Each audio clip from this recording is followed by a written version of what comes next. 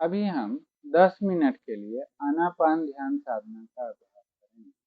आनापान ध्यान साधना का अभ्यास करने से पहले जरूरी तैयारी। आप किसी एक ऐसे जगह पर बैठ जाएं जहां पर शांति हो। प्रकाश सीधे आपके आंख और चेहरे पर न पड़े, मतलब ऐसे जगह पर बैठें जहां पर प्रकाश सीधे आपके चेहरे पर न पड़ रहा हो। सीधे प्रकाश पड़ने से साधना की प्रक्रिया में थोड़ी कठिनाई उत्पन्न होती है। इसके बाद इस साधना प्रक्रिया के दौरान पीठ, कमर और गर्दन सीधी रखेंगे। आंखें हमेशा बंद ही रखें। साधना प्रक्रिया के दौरान हम आनापान से आशय है कि आती सांसें और जाती सांसों के प्रति जागरूकता पैदा करें। पूरी साधना के दौरान यह बात ध्यान रखनी है कि कोई भी ऐसी सांस न हो जो आ रही हो तो हमें इसकी जागरूकता, इसकी जानकारी हो। जाती हुई सांसों के प्रति भी हमें जागरूकता रखें। बीच में आप जब ये साधना करेंगे, आनापान ध्यान करेंगे, तो आपको कई बार सांसों का अनुभव होना बंद हो जाएगा। जब अब आपको सांसों का अनुभव होना बंद हो जाए तो आप कुछ गहरी सांसें, कुछ जल्दी जल्दी तेज सांस ले लें। ऐसा करने पर आपको सांसों के प्रति जागरूकता उत्पन्न हो जाएगी। फिर सरल, सहज और स्वाभाविक सांस के प्रति तो हम आनापान ध्यान साधना की प्रक्रिया को प्रारंभ करें। ध्यान रखें कि स्थिर स्थान पर बैठ जाए। कमर, पीठ, गर्दन सीधी रखें। आंखें बंद रखें। साधना की प्रक्रिया प्रारंभ करें। साधना की प्रक्रिया में शुरुआत में कुछ तेज सांसों के प्रति जागरूक रहें।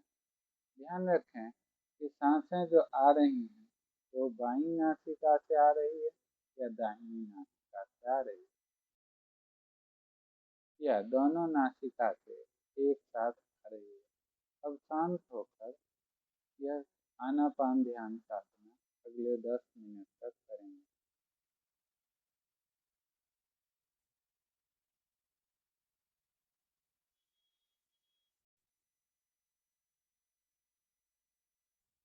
सांसों की जागरूकता बनी है।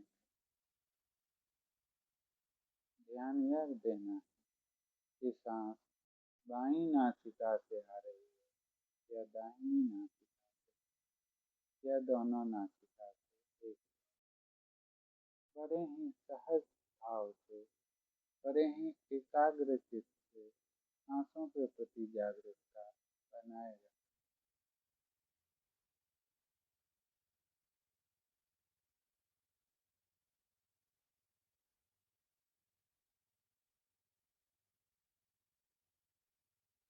जब कभी भी आपको सांसों की जागरूकता थोड़ी कम अनुभव हो तो 4-5 बार तेज सांस ले लें। तेज सांस लेने से आपको सांसों के प्रति जागरूकता उत्पन्न हो जाएगी। फिर पुनः सहज, सरल और स्वाभाविक सांस पर आए।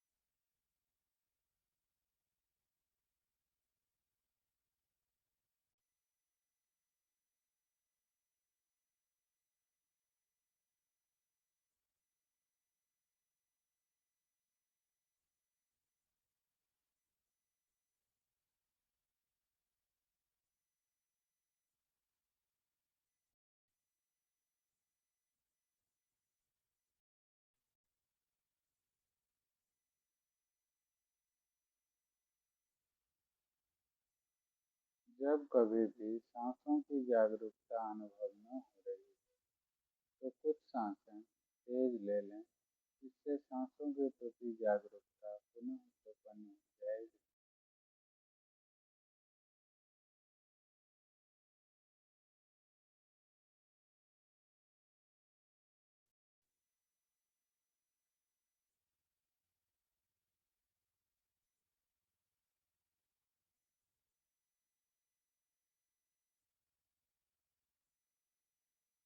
सांसें सहज, सरल और स्वाभाविक ही हैं। सहज सांसों के प्रति ही जागरूकता बनी। अपने चित्त को किसी शब्द से न जोड़ें, केवल सांसों के प्रति ही जागरूकता बनाए रखें।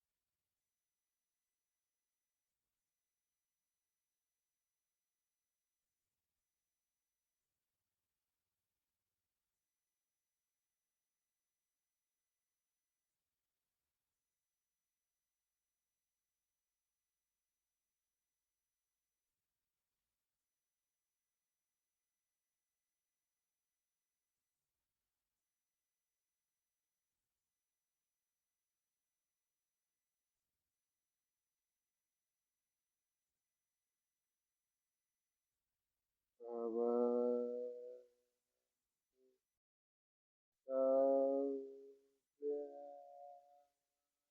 मंगलम्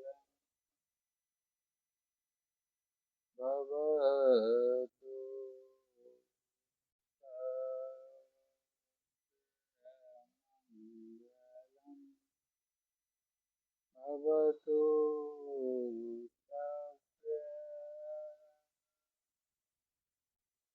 मंगलम्।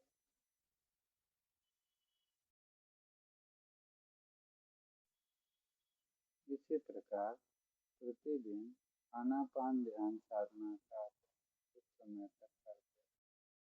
आनापान ध्यान साधना के अभ्यास के बाद हम लोग विपश्यना ध्यान साधना के बारे में जानेंगे।